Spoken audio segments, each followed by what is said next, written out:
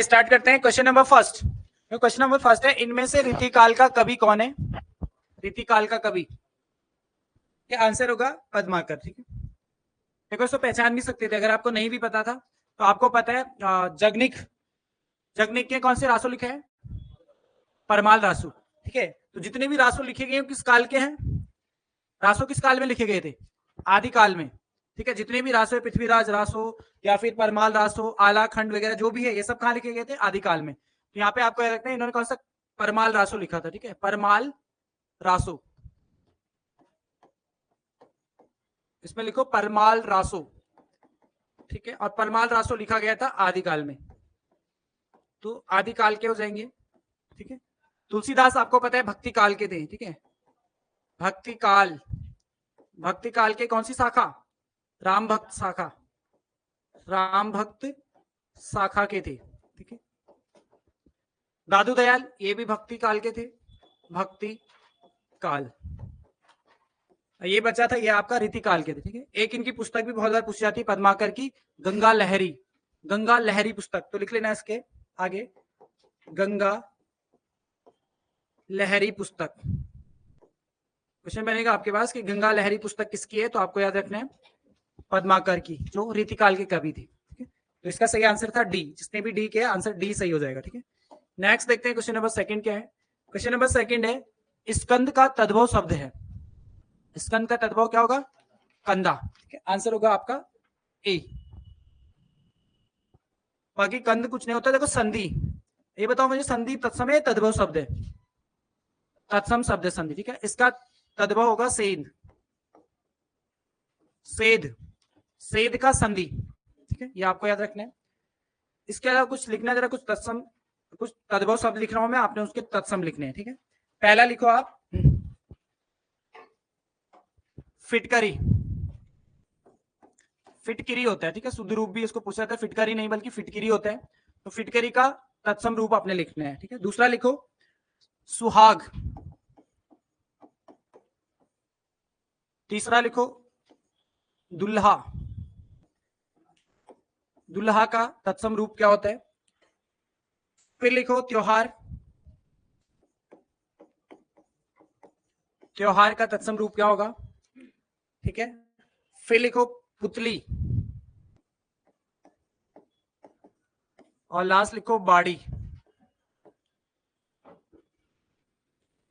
इनका तत्सम रूप लिखना है। ठीक है, बताओ फिटकरी का तत्सम रूप क्या होता है? फिटकरी, फिटकरी का तत्सम रूप होता है स्फटिक, इसको लिखेंगे आप स्फटिक, स्फटिक हो जाएगा। सुहाग का सौभाग्य, सुहाग का होता है सौभाग्य। दुल्हा का दुर्लभ। ठीक है, त्योहार का तिथिवार, इंपॉर्टेंट है, याद रखना है। त्योहार का होता है तिथिवार, तिथिवार। ठीक है, पुतली का पुतलिका, पुतलिका सॉरी पुतलिका। ठीक है, और बाड़ी का होता है वाटिका। तो इंपॉर्टेंट है, सारे याद रखने हैं। फिटकेरी का स्फटिक हो जाएगा, सुहाग का सौभाग्य, दुल्हा का दुर्लभ, त्योहार का तिथिवार, पुतली का पुतलिका। ठीक है, और बाड़ी का हो जाएगा वाटिका। तो ये भी साथ में लिख लेना आप लोग। ठीक है, तो इसका जो सही आंसर था वो था ऑप्शन ए, 22 सेकंड का फर्स्ट, कंधा। ठीक है, हो गया note down. Next question number third देखते हैं, जो कठिनाई से समझ में आए के लिए एक शब्द है, जो कठिनाई से शब्द आए उसके लिए एक शब्द होता है दुर्बोध। ठीक है, बोध मतलब होता है ज्ञान, है ना। दुर्बोध मतलब कठिनाई से जो समझ आए तो उसको कहा जाएगा दुर्बोध। ठीक है, असाध्य क्या होता है? असाध्य किसे बोला जाता है? अगर इसके लिए एक शब्द आएगा तो क्या आएगा? असाध्य किस, हाँ, वह रोग जिसका उपचार करना कठिन हो, या वह रोग जिसका उपचार ना हो सके, असाध्य रोग। जैसे बोलते हैं ना असाध्य रोग, वह रोग जिसका कोई इलाज ना हो। तो यहां पे लिखेंगे आप वह रोग जिसका इलाज ना हो, इलाज ना हो। ठीक है, अगम, अगम मतलब होता है, आ मतलब होता है नहीं, अगम मतलब जाना, जहां जाया ना जा सके। तो यहां पर होगा जहां जाया ना जा सके, ठीक है, यहाँ पर जहां जाया ना जा सके हो जाएगा, ठीक है। दुर्गम, हाँ, वह रास्ता जहां जाना कठिन हो, ठीक है, तो दुर्गम होता है, बोलते हैं दुर्गम रास्ता, तो वह रास्ता जहां जाना कठिन हो,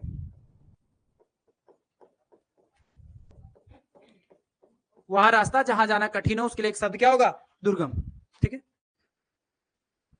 नेक्स्ट देखते हैं क्वेश्चन नंबर 4 क्या है, निम्नलिखित में से किस स्वर को संयुक्त स्वर माना जाता है, कौन सा होगा संयुक्त स्वर इनमें, आंसर होगा ऑप्शन बी आई वाला, ठीक है।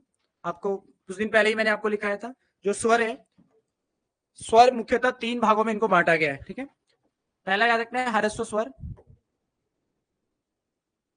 ठीक है, ह्रस्व स्वर, दूसरा याद रखना है दीर्घ स्वर और संयुक्त स्वर, ठीक है। ह्रस्व स्वर, दीर्घ स्वर और संयुक्त स्वर, ठीक है। ह्रस्व स्वर वो स्वर होते हैं जिनमें केवल एक मात्रा का समय लगता है, इसका उच्चारण में केवल एक मात्रा का समय लगता है, जैसे आपका आ, छोटा आ हो जाएगा, छोटा ई हो जाएगा और छोटा ऊ हो जाएगा और री हो जाएगा, ठीक है। तो टोटल इनकी संख्या होती है 4। तो ह्रस्व स्वर कितने होते हैं, 4, छोटा अ, ठीक है, छोटा ई, छोटा ऊ और छोटा ये री हो जाएगा, ठीक है। दीर्घ स्वर होता है जैसे आ, यहाँ पे 2 मात्रा का समय लगता है, ठीक है, ई, बड़ा ऊ, इनकी संख्या कितनी होती है, 3।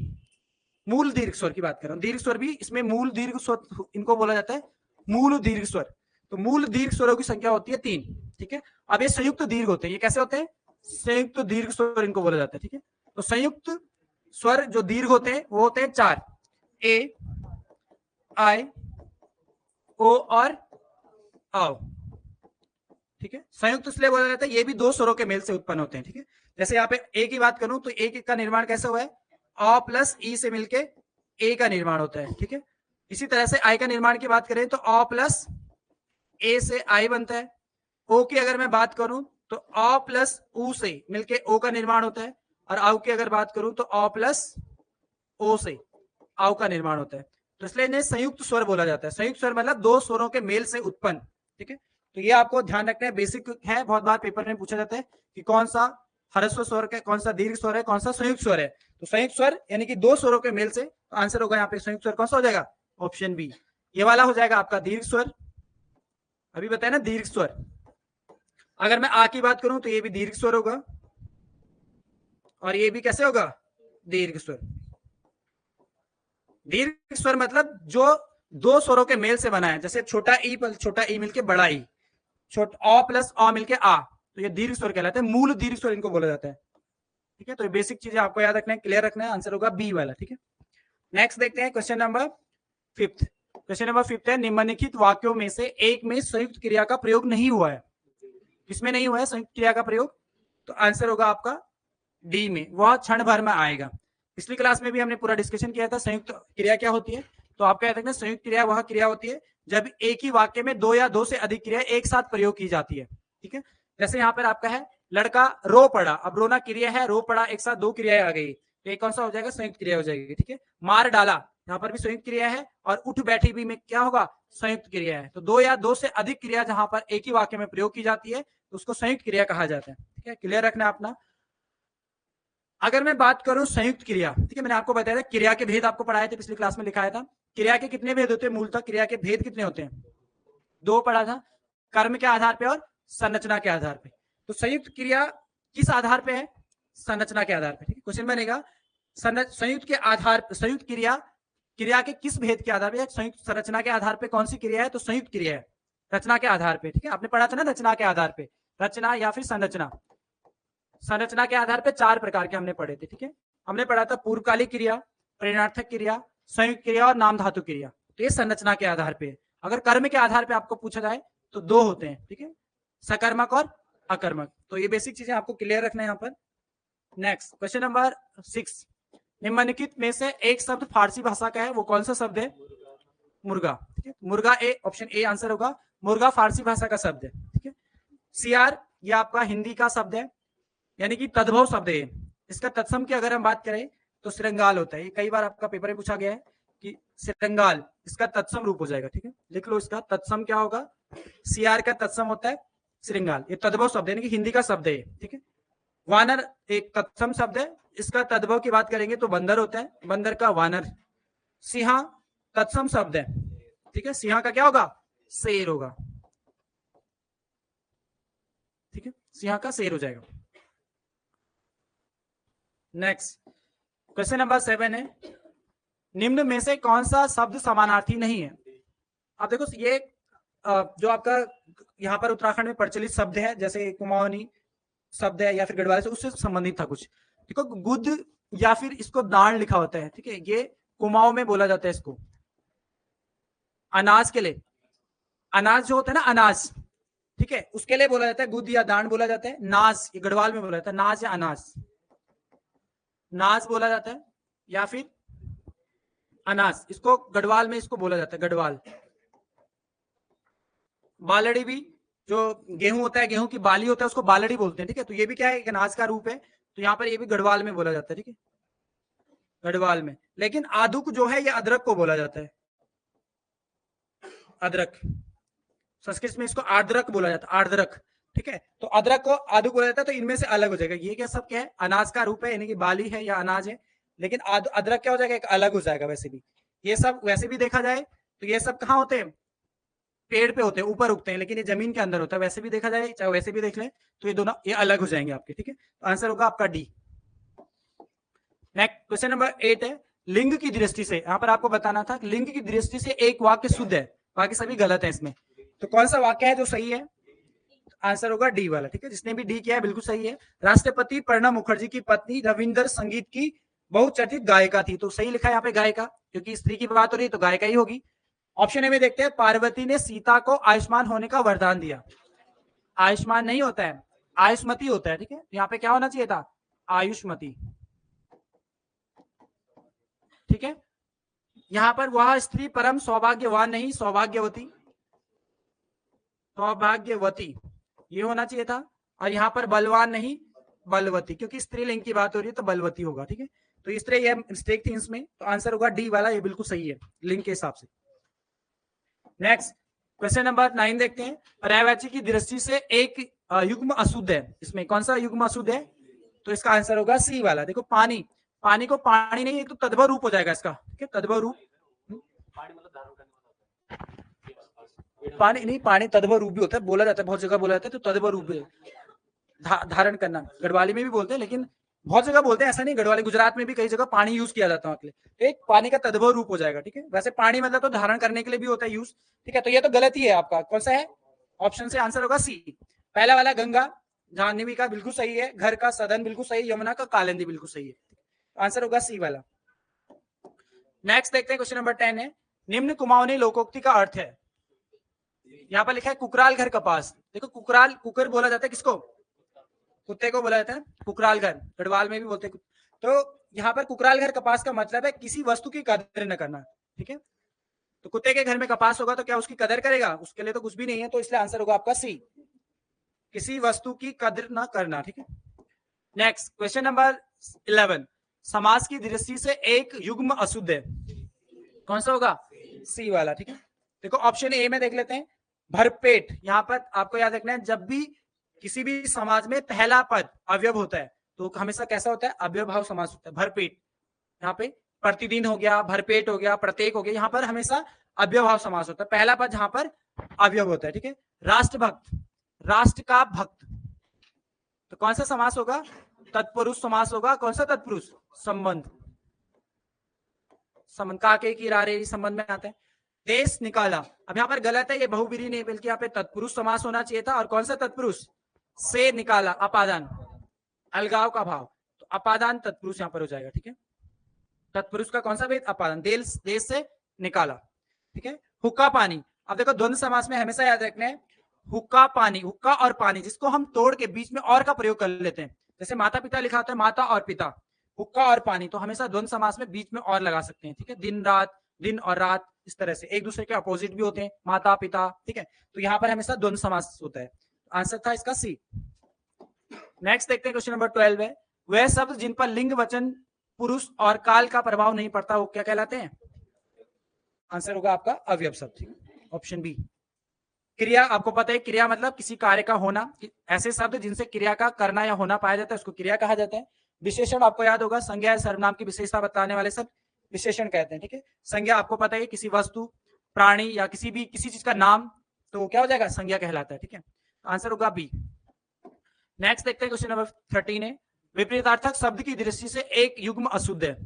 इसमें कौन सा अशुद्ध है, बी वाला, देखो सम्मुख का होता है विमुख, सम्मुख का विमुख, बाकी शकुन का अपशकुन सही है, शत्रु का मित्र सही है, हिंसा का अहिंसा सही है। आंसर होगा बी, 13 का बी।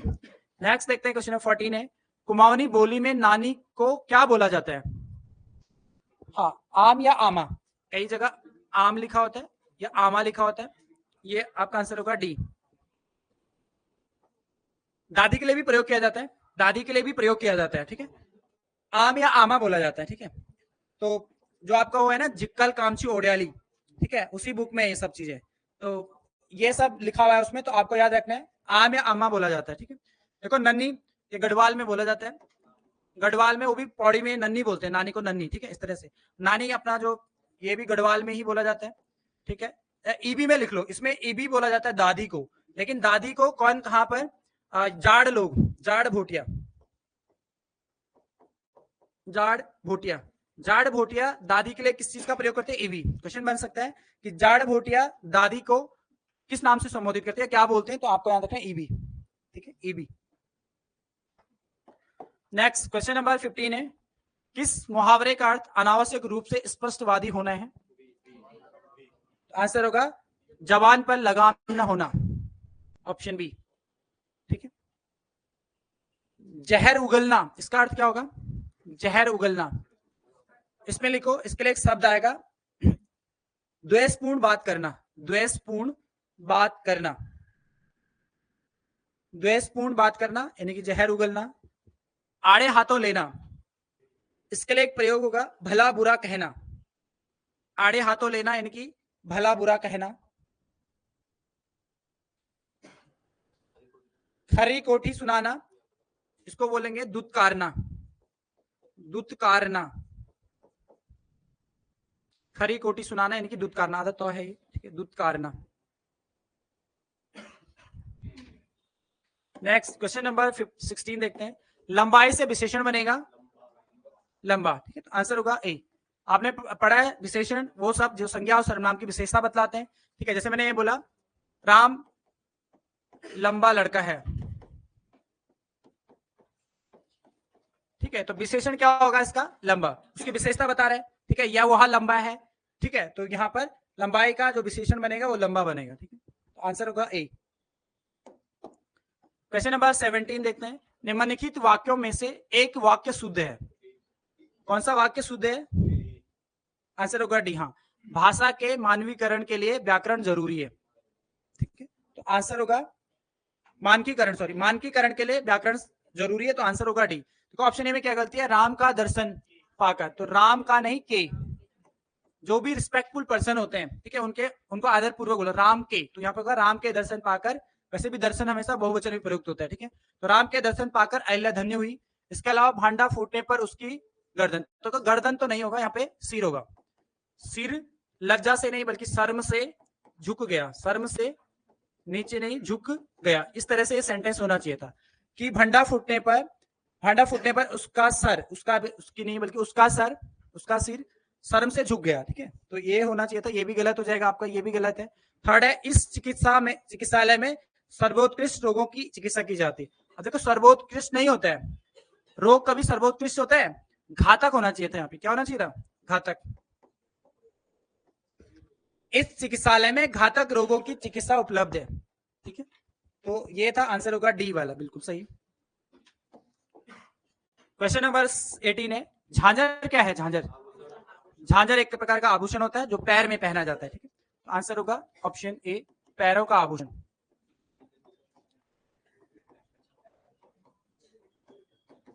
पैरों का आभूषण हो जाएगा, ठीक है। इसी तरह से क्वेश्चन बनते हैं पेपर में, कुछ भी दे देगा आपको कि क्या है बताओ, ठीक है। झांझर, झांझर भी बोलते हैं, झांझर छावर भी लिखा होता है। क्वेश्चन नंबर 19 है, निम्नलिखित में से एक का अर्थ सोना है यानी कि स्वर्ण है। आंसर होगा हाटक, हाटक स्वर्ण। ठीक है, रजत हो जाएगा आपका चांदी। ठीक है, ताम्र तांबा हो जाएगा आपका। ठीक है, पीत मतलब पीला रंग, पीला रंग। ठीक है, तो आंसर था सी। नेक्स्ट देखते हैं क्वेश्चन नंबर 20। न्यून का संधि विच्छेद होगा, क्या होगा? हाँ, आंसर होगा डी वाला। ठीक है, निधन ऊन। आपने पढ़ा है कौन संधि यहाँ पर? यण संधि। ठीक है, तो आपने पढ़ाया था ना ई के बाद अगर कोई भिन्न स्वर आए तो ई के बाद यहाँ पे क्या रखा? ऊ। तो ये किसमें परिवर्तित हो जाएगा? य में। और मात्रा कौन सी लगेगी? बड़ी ऊ की, यू बन जाएगा। ठीक है, तो ये हो जाएगा आपका न्यून। ये होता निधन ऊन, ये था। तो निधन ऊन न्यून। ठीक है, तो संधि होगी यण, यण संधि का रूल है यहाँ पे। ठीक है, यदि ई के बाद कोई भिन्न स्वर आए तो य में परिवर्तित होता है, यदि वो ऊ के बाद कोई भिन्न स्वर आए तो व में परिवर्तित होता है, और री के बाद अगर भिन्न स्वर आए तो र में परिवर्तित होता है। ठीक है, ये आपने सभी ने पढ़ाई है। तो आंसर होगा, बस ध्यान रखना है कि मात्रा कौन सी लगेगी। यहाँ पे बड़ी ऊ की मात्रा है तो बड़ा ऊ आएगा, कई बार इसको छोटा ऊ दे देता है। ठीक है, तो यहाँ पर इस तरह से निधन ऊन लिखा होता है, वो भी गलत है। ठीक है, हमेशा ऊ आएगा बड़ा वाला। क्वेश्चन नंबर 21 देखते हैं। अजंता की गुफाएं निम्नलिखित में से किससे संबंधित है? जातक कथाओं से। ठीक है, आंसर होगा आपका सी वाला। जातक कथाएं लिखा होता है कई बार, या कई बार लिखा होता है बौद्ध धर्म से संबंधित है। तो जातक कथाओं का संबंध भी किससे है? बौद्ध धर्म से। ठीक है, आप मुझे बताएंगे अजंता कहाँ है, पहले तो ये बताओ। अजंता की गुफाएं महाराष्ट्र में, ये आपको याद रखना है। इसको यूनेस्को की विश्व विरासत में कब शामिल किया गया था? 1983।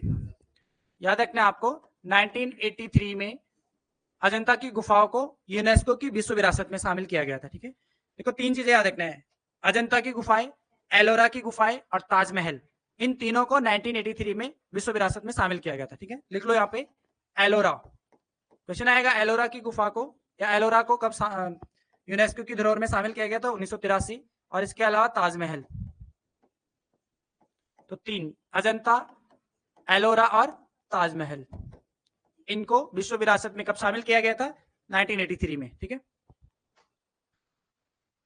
नेक्स्ट क्वेश्चन नंबर 22 देखते हैं। शेख बहाउद्दीन जकारिया किस संप्रदाय के थे?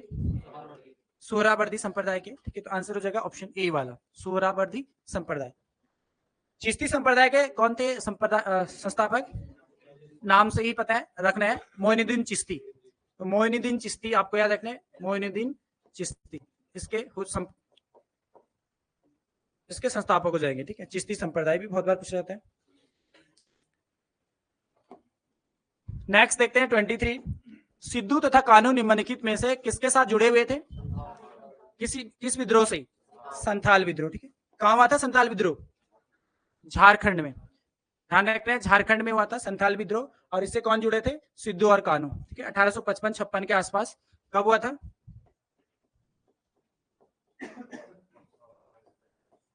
1855-56। हाँ, ठीक है, 1855-56 के पास हुआ था संथाल विद्रोह। सिद्धू और कान्हू ने इसका नेतृत्व किया था। कहां पर होता? झारखंड। ठीक है, अगर मैं कोल विद्रोह की बात करूं तो ये भी झारखंड में, यानी कि छोटा नागपुर के पठार। ये वो कहां हुआ था? छोटा नागपुर के पठार। ठीक है, छोटा नागपुर के पठार में होता है। इनका जो नेतृत्व किया था कोल जातियों के द्वारा। कोल, इसमें बहुत सारे लोग थे, पर्टिकुलर किसी व्यक्ति का नाम नहीं आता है। कोल संप्रदाय के द्वारा इसका ये विद्रोह शुरू किया गया था छोटा नागपुर के पठार में। अगर मैं सन की बात करूं तो ये हुआ था 1831 में, 1831।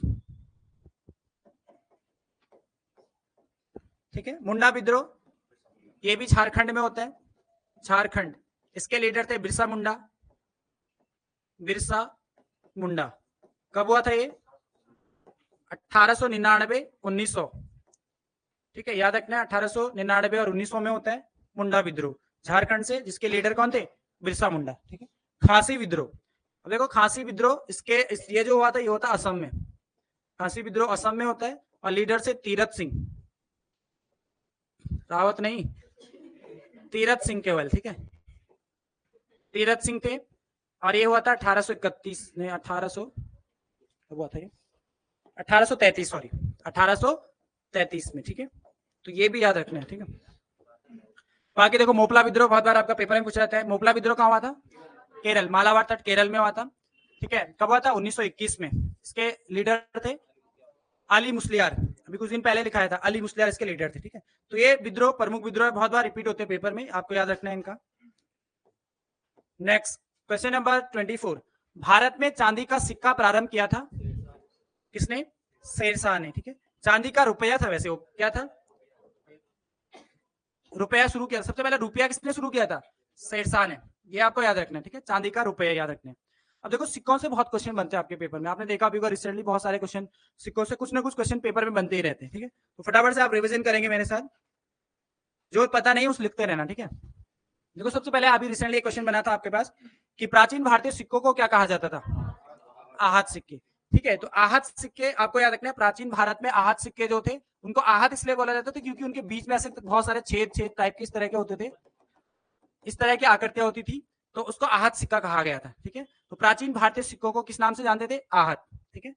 इसके अलावा आपको याद रखना है, सोने से बहुत क्वेश्चन बनते हैं कि सोने के सिक्के सबसे पहले किसने जारी किए, सर्वाधिक किसने किए, शुद्ध किसने किए, तो तीनों को आपको याद रखना है, ठीक है। अगर क्वेश्चन आएगा सबसे पहले सोने के सिक्के किसके द्वारा जारी किए गए थे? इंडो बैक्ट्रियन या फिर हिंद यूनानियों के द्वारा। तो सोने के सिक्के सर्वप्रथम जारी किए थे हिंद यूनानियों ने, लिखते रहो शॉर्ट में, रिविजन हो जाएगा आपका, ठीक है। तो सोने के सिक्के सबसे पहले जारी किए थे हिंद यूनानियों ने।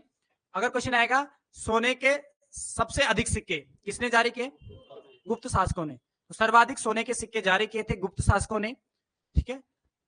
सबसे शुद्ध सोने के सिक्के किसने जारी किए थे? कुषाण वंश ने, ठीक है। कुषाण शासकों ने सबसे शुद्ध सोने के सिक्के जारी किए थे, ठीक है।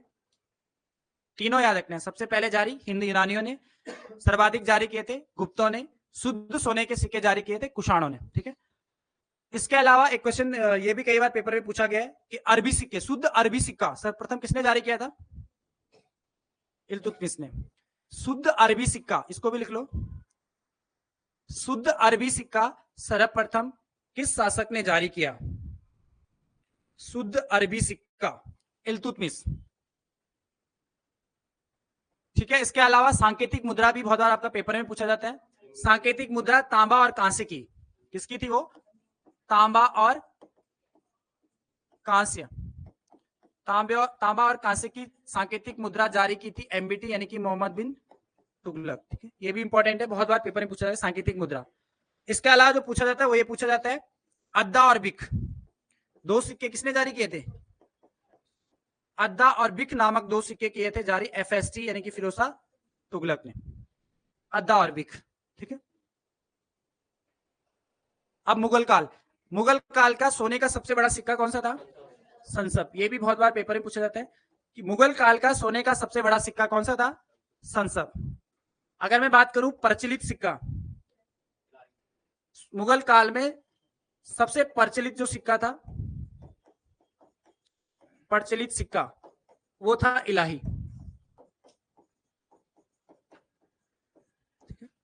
मुगल काल में सोने का सबसे बड़ा सिक्का संसप, सबसे प्रचलित सिक्का आएगा तो इलाही। और दैनिक लेन देन में प्रयोग किया जाने वाला सिक्का कौन सा था? हाँ, किसका रुपया? चांदी का रुपया, तो लिख लेना दैनिक लेन देन में प्रयोग किया जाने वाला, हाँ वही दैनिक अर्थव्यवस्था आधार, वही सब अर्थव्यवस्था का आधार या फिर दैनिक लेन देन में प्रयोग किया जाने वाला कौन सा था? चांदी का रुपया। दैनिक लेन देन में प्रयोग होता था चांदी का रुपया, चांदी का रुपया, ठीक है। इंपॉर्टेंट फैक्ट है, सारे याद रखने आपको। वैसे और भी क्वेश्चन है, फिलहाल इतना याद रखना आप सिक्कों से, फिर आगे कुछ क्वेश्चंस आएंगे तो वहां पे हम पढ़ेंगे, ठीक है।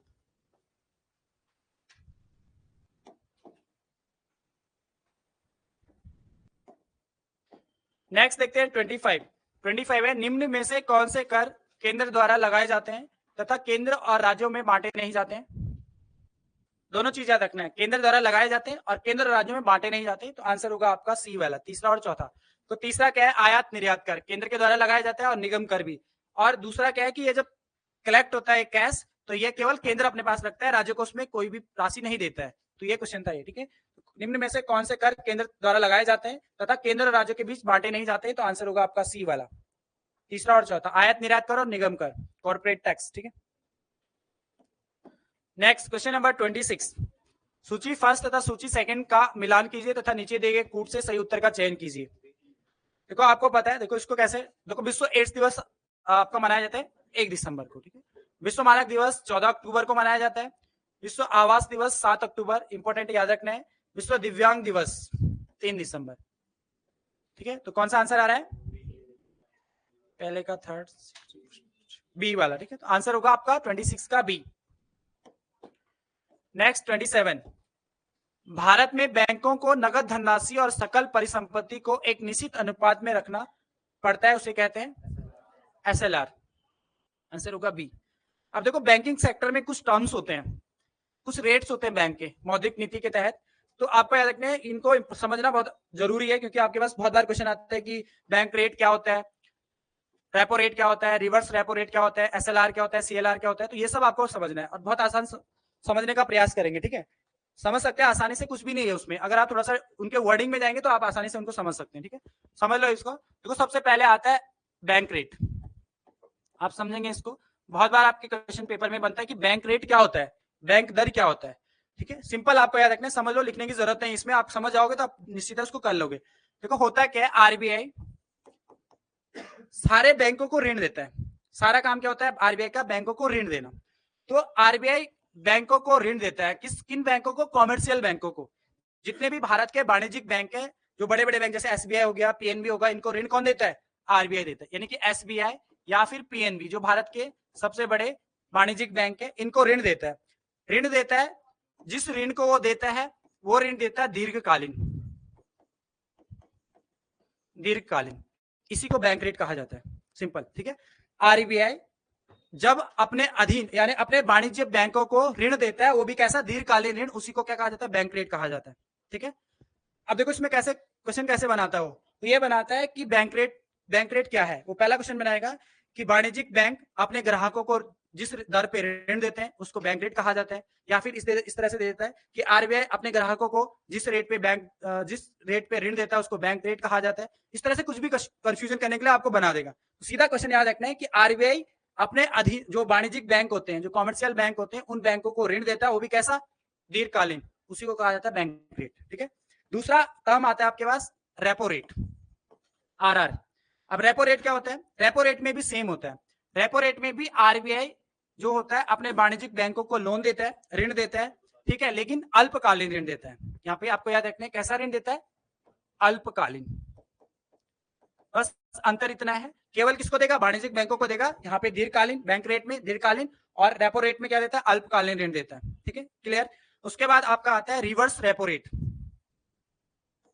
Reverse repo rate, RRR. ठीक है, तो इसमें क्या होता है? इसमें उल्टा हो जाता है, आरबीआई और ये है सपोज एसबीआई या फिर पीएनबी, एसबीआई या फिर पीएनबी। अब इनका एग्जांपल इसलिए दे रहा हूं क्योंकि भारत के सबसे बड़े वाणिज्यिक बैंक यही है। तो होता क्या है इसमें, कई बार ऐसा होता है जैसे एसबीआई है या फिर पीएनबी है, उसके पास कुछ पैसा बचा हुआ है, ना तो कोई लोन में जा रहा है, ना कोई लोग उसके खर्च के लिए यूज कर रहा है। वो बचा हुआ पैसा बैंक क्या करता है? वापस आरबीआई को दे देता है। जो ये बचा हुआ पैसा होता है, किसको दे देता है? आरबीआई को। ठीक है, उसी को रिवर्स रेपो रेट कहा जाता है। लेकिन ये लघुकालीन होता है। कैसा होता है? अल्पकालीन। अल्पकालीन होता है, जो वाणिज्यिक बैंकों के पास बचा हुआ जो पैसा रहता है, वो कहीं ना कहीं तो उसका यूज करेगा। बचा हुआ पैसा तो बेकार ही होगा ना, तो क्या करेगा? वापस आरबीआई को देता है। आरबीआई तो कहीं ना कहीं दे ही देगा उसको। तो आरबीआई हमेशा जो बैंक रेट होता है उससे कम रेट पे लेता है। ये आपको क्लियर रखना है। जैसे सपोज यहाँ पे जो आपका बैंक रेट है 6% है, तो आरबीआई 6% पे नहीं लेगा। आरबीआई लेगा 5.75 या 5.50, जो भी अपना रेट डिसाइड करेगा, जो भी उस समय चल रहा होगा, जो भी आपका रिजर्व और ये वाला रिवर्स रेपो रेट जो चल रहा होगा उसके हिसाब से लेगा। ठीक है, ये क्लियर रखना है। बैंक आरबीआई कभी भी उस रेट पे नहीं लेगा, बैंक रेट पे, वो कम रेट पे लेगा। ठीक है, ये होता है रिवर्स रेपो रेट। उसके आता है आपका पास सीएलआर। इसकी फुल फॉर्म होती एसएलआर होता है, सॉरी एसएलआर पूछा था ना आपको, सीआरआर पढ़ते हैं पहले, सीआरआर। इसको बोला जाता है कैश रिजर्व रेशो। ठीक है, कैश रिजर्व रेशो। अब इसमें टर्म में ही कैश मतलब कैश के फॉर्म में होता है। अब यहाँ पर क्या होता है कि जब भी कोई बैंक खुलता है, सपोज दैट कोई बैंक खुला, कोई एसबीआई खुला या कोई नया बैंक खुला है, तो उस बैंक का कुछ परसेंट, कुछ धनराशि आरबीआई के पास निश्चित रूप में जमा होनी चाहिए। आरबीआई उसको अपने पास जमा रखता है, तभी आरबीआई अनुमति देगा आपको बैंक खोलने की। तो कैश रिजर्व रेशो होता है मतलब आरबीआई के पास आपकी कुछ ना कुछ राशि जमा होनी जरूरी है। जब भी कोई नया बैंक खुलता है तो उसको गिरवी के रूप में उसको अपने पास रखता है, उसको सीआरआर कहा जाता है। ठीक है, अब एसएलआर क्या होता है? देखो ये वाला जो आपको क्वेश्चन पूछा गया था एसएलआर, एसएलआर की फुल फॉर्म होती है इसकी, अगर मैं बात करूं स्टैट्यूटरी लिक्विडिटी रेशो इसको बोला जाता है। ठीक है, या फिर इसको बोला जाता है वैधानिक तरलता अनुपात। हिंदी में क्या बोलते हैं? वैधानिक तरलता अनुपात इसको बोला जाता है। अब ये क्या होता है, इसमें आपको याद रखना है, इसमें भी सेम परसेंट होता है कि जब बैंक के पास जितनी भी जमा राशि होती है उसका कुछ परसेंट बैंक अपने पास रखता है। ठीक है, और किस फॉर्म में रखता है? नगद के फॉर्म में, स्वर्ण के फॉर्म में, या सोने के फॉर्म में, या फिर विदेशी मुद्रा के फॉर्म में, या फिर जो लिक्विडिटी होती है। लिक्विडिटी मतलब तो यहाँ पर तीनों चीज आ जाती है। कैसे? नगद, स्वर्ण या फिर विदेशी मुद्रा के फॉर्म में रखता है। ठीक है, तो हमेशा उसके पास कुछ परसेंट होना चाहिए। किस फॉर्म में? नगद के फॉर्म में, स्वर्ण के फॉर्म में, विदेशी मुद्रा के फॉर्म में। एक रेशो निश्चित होना चाहिए, अनिवार्य रूप से उसके पास होना जरूरी है। उसी को कहा जाता है एसएलआर। या फिर यूं समझे एसएलआर को, जैसे सपोज एसएलआर क्या होता है, जैसे कई बार क्या होता है, जैसे कोई बैंक है और बैंक में कई बार क्या होता है कि बहुत सारे लोग निकालने के लिए आगे पैसे। ठीक है, अब पैसे निकालने के लिए आगे जमा किसी ने किया नहीं, तो बैंक के पास रिजर्व तो होना चाहिए ना पैसा। वो किस फॉर्म में होना है? तीनों फॉर्म में होना चाहिए। किस फॉर्म में? नगद, स्वर्ण, विदेशी मुद्रा के फॉर्म में। ठीक है, आदमी चाहे जिस फॉर्म में भी लेना चाहे वो पैसा ले सकता है अपना। ऐसा थोड़ी बोलेगा बैंक की भाई मेरे पास पैसा नहीं है, तुम्हारा पैसा जमा है। बैंक थोड़ी बोलेगा कि नहीं हम अभी नहीं दे सकते, कल आना, या हमारे पास अभी नहीं है। उसको तो देना पड़ेगा क्योंकि आपका पैसा है वो। तो इसलिए कुछ परसेंट वो अपने पास हमेशा रखता है। किस फॉर्म में? लिक्विडिटी के फॉर्म, नगद, स्वर्ण और विदेशी मुद्रा के फॉर्म में। इसको कहा जाता है एसएलआर। ठीक है, समझ गए होंगे बेसिक से आप। यहां से बहुत क्वेश्चन आते हैं और क्लियर रखना है इसको। ठीक है, नेक्स्ट क्वेश्चन नंबर 28 है, सूची फर्स्ट तथा सूची सेकंड का मिलान कीजिए तथा नीचे दिए गए कूट से सही उत्तर का चयन कीजिए। कौन सा आंसर होगा? ए वाला आंसर होगा। देखो कैसे, एल के आडवाणी ने, कि लाल कृष्ण आडवाणी ने पुस्तक लिखी है माय कंट्री माय लाइफ। ठीक है, चंद्रशेखर ने लिखी है आपकी पुस्तक मंजिलों से, क्या था इसका? मंजिलों से ज्यादा सफर। ठीक है, अच्छा सॉरी, ये वाला हो जाएगा। ठीक है, उसके बाद ये होगा आपका जसवंत सिंह की पुस्तक है अ कॉल टू ऑनर, और विश्वनाथ प्रताप की है आपकी मंजिलों से ज्यादा सफर। ठीक है, तो आंसर होगा आपका ए वाला। मैच कर लेना इसको, 28 का ए। नेक्स्ट देते हैं क्वेश्चन नंबर 29, सिंधु घाटी सभ्यता का पोर्ट ऑफ टाउन यानी कि बंदरगाह निम्न में से कौन सा था? लोथल था। ठीक है, तो आंसर होगा आपका सी। देखो लोथल कहाँ है आपका? गुजरात में है। किस नदी के किनारे? तो आंसर होगा भोगवा नदी। ठीक है, याद रखना, भोगवा नदी के किनारे है। इसकी खोज की अगर मैं बात करूं तो रंगनाथ राव ने करी थी। रंगनाथ राव कब करी थी? 1955-56 1955-56 में।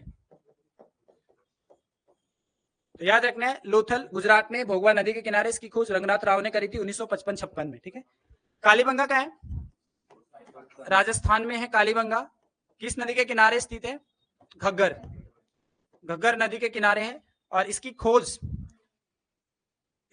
देखो कई जगह अमलानंद घोष भी लिखा हुआ है और कई जगह बीबी लाल और बी के थापर, ये दो नाम मिलते हैं। लिख लो इसको भी, बीबी लाल और वी के थापर। और इसके अलावा एस के पांडे में तो लिखा हुआ है अमलानंद घोष। ठीक है,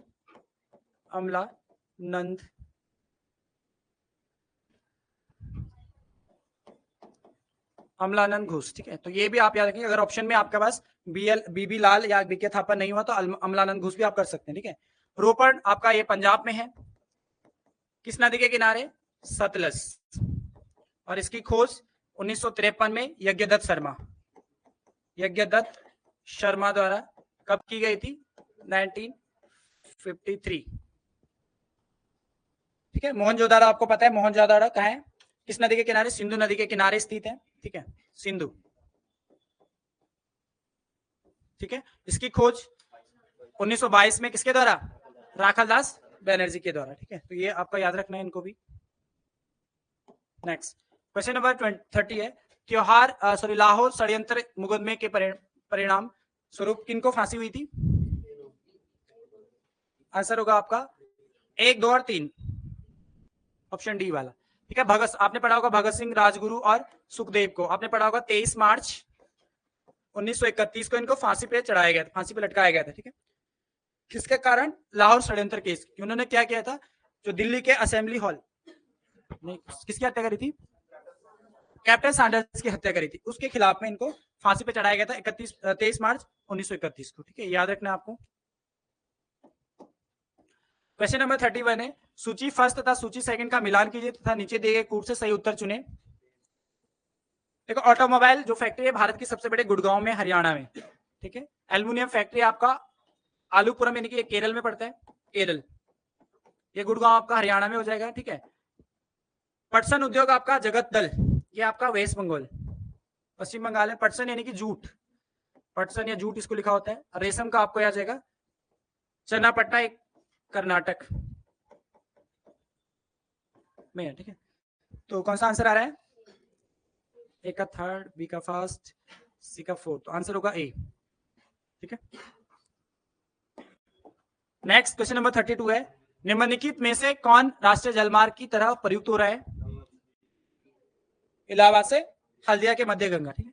तो इसको NW1 भी कहा जाता है, national waterway first, national waterway first उसको बोला जाता है, ठीक है। और ये भी भारत का सबसे बड़ा नेशनल वाटरवे है। भारत का सबसे बड़ा नेशनल वाटरवे कौन सा है? हल्दिया से इलाहाबाद। क्वेश्चन नंबर 33, दक्कन का निम्नलिखित में से कौन सा राज्य अकबर द्वारा विजित किया गया था? कौन सा? अहमदनगर, ऑप्शन डी, ठीक है। अहमदनगर को 1594-95 में इसने अपने राज्य में मिलाया था, यानी इसको जीता था 94-95 में, ठीक है। नेक्स्ट क्वेश्चन नंबर 34 है, भारत में सर जॉन सोर की नीति के लिए किस नीति को किस नीति के रूप में दर्शाया गया है? गैर हस्तक्षेप की नीति, ठीक है। तो कई बार क्वेश्चन बनता है, गैर हस्तक्षेप की नीति किसने अपनाई थी? सर जॉन सोर ने, आंसर होगा सी। नेक्स्ट क्वेश्चन नंबर 35 है, निम्नलिखित में से किस गैस को सूर्य के क्रोमोस्फीयर, जो सूर्य का चमकीला जो पार्ट होता है उसको क्रोमोस्फीयर बोला जाता है, में सर्वप्रथम खोजा गया था? हीलियम को, ऑप्शन से भी हो जाता है। वैसे भी आपने पढ़ा होगा सूर्य में कौन सी गैस पाई जाती है? हीलियम और हाइड्रोजन, जो हल्की गैसेज होती हैं यहाँ पर पाई जाती हैं, आंसर होगा बी। क्वेश्चन नंबर 36 है, स्वतंत्रता के पश्चात दो भागों में बंटने वाला पहला राज्य था, इनमें से कौन सा होगा? बॉम्बे, ठीक है। आपने पढ़ा होगा बॉम्बे को 1 मई 1960 को दो भागों में बांटा गया था, गुजरात और महाराष्ट्र में। कौन से दो भाग थे? गुजरात और महाराष्ट्र, दो भागों में कब बांटा गया था? 1 मई 1960, आंसर होगा बी, बॉम्बे। पंजाब तो पहले ही वो हो गया था, उसी के लिए तो लड़ाई भी थी उस टाइम। आंसर इसका सही होगा बी, बॉम्बे, ठीक है। क्वेश्चन नंबर 37 है, मालदीव के साथ भारत की समुद्री सीमा निम्नलिखित में कौन बनाता है? 8 डिग्री चैनल बनाते हैं, आंसर होगा सी। अभी हमने पढ़ा था 8 डिग्री, 9 डिग्री और 10 डिग्री, ठीक है। 8 डिग्री चैनल, 9 डिग्री चैनल और 10 डिग्री चैनल। 8 डिग्री चैनल है मालदीव और मिनिकॉय, मालदीव और मिनिकॉय, ठीक है। अगर 9 डिग्री की बात करें तो लक्षद्वीप और मिनिकॉय, ठीक है। लक्षद्वीप और मिनिकॉय हो जाएगा, इसको ऐसे ही लिख लो, ठीक है। और 10 डिग्री की बात करें तो आप छोटा अंडमान और कार निकोबार, छोटा अंडमान और कार निकोबार, ये याद रखना है, बहुत बार क्वेश्चन पेपर में बनते हैं कि 10 डिग्री चैनल या 9 डिग्री चैनल या 8 डिग्री चैनल किस के बीच है, तो ये आप याद रख सकते हैं, ठीक है। नेक्स्ट देखते हैं क्वेश्चन नंबर 38, निम्नलिखित में से किस राज्य में जौहर सागर बांध स्थित है? राजस्थान में, आंसर होगा आपका डी वाला। किस नदी पर है? तो चंबल, आपको याद रखना, चंबल नदी पर, राजस्थान, कोटा में है ये, ठीक है, Kota Rajasthan. Next question number 39 है, निम्नलिखित देशों में से किसे तड़ित झंझावात यानी कि थंडर वोल्ट का देश कहा जाता है? भूटान को। देखो, भूटान को इसलिए कहा जाता है क्योंकि भूटान हिमालय की तलहटी पे बसा हुआ है, ठीक है। तो हिमालय से आने वाली जो तेज आंधी तूफान है, जो उन्हीं आंधी तूफान के कारण इसको क्या कहा जाता है? लैंड ऑफ थंडर होल्ड कहा जाता है, ठीक है। तड़ित झंझाव का देश भूटान। लाओस में आपको याद रखना, इसको 1000 हाथियों का देश, क्वेश्चन बनता है 1000 हाथियों का देश, किसे कहते हैं 1000 हाथियों का देश? थाईलैंड। ठीक है, थाईलैंड, थाईलैंड आएगा तो सफेद हाथियों का देश। ठीक है, क्लियर रखना अपना, सफेद हाथियों का देश। 1000 हाथियों का लाओस है, सफेद हाथियों का आएगा तो थाईलैंड। नेक्स्ट देखते हैं क्वेश्चन नंबर 40। सदन के एक सदस्य से स्पीकर बोलने को मना करते हैं, दूसरे सदस्य को बोलने को कह सकता है, इसे क्या कहा जाता है? आंसर होगा ऑप्शन डी वाला, एल्डिंग द फ्लोर। ये टर्म यूज किया जाता है इसमें। ठीक है, एल्डिंग द फ्लोर।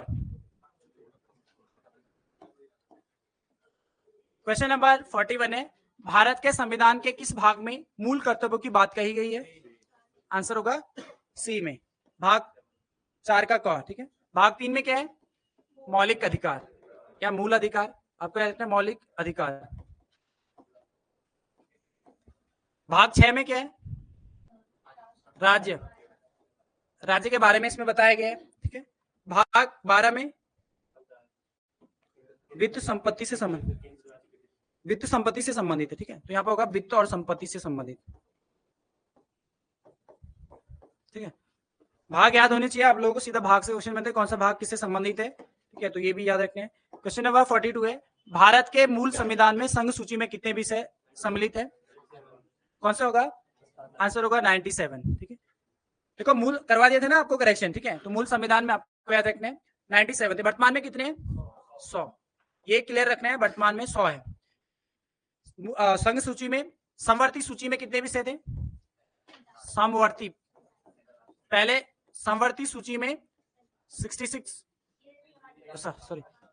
विषय थे, 47 विषय थे, और अभी कितने? 52। ठीक है, और अगर मैं बात करूं राज्य सूची की, राज्य सूची, तो राज्य सूची में 66 विषय, 66 विषय थे, अभी वर्तमान में 61 है। ठीक है, वर्तमान में कितने हैं? 61। ये भी याद रखना है आपको। ठीक है, वैसे क्वेश्चन बहुत ही कम बनता है क्योंकि चेंज होते रहते हैं, लेकिन मूल संविधान वाला बनता है क्योंकि मूल संविधान में कितनी अनुसूचियां थी वो बनता है क्वेश्चन। ठीक है, क्वेश्चन नंबर 43 है, भारतीय राष्ट्रपति और प्रधानमंत्री किस देश के राज्य प्रमुख की प्रकृति है? ब्रिटेन। ठीक है, प्रकृति मतलब उसके समान, उसकी प्रकृति, तो आंसर होगा ब्रिटेन।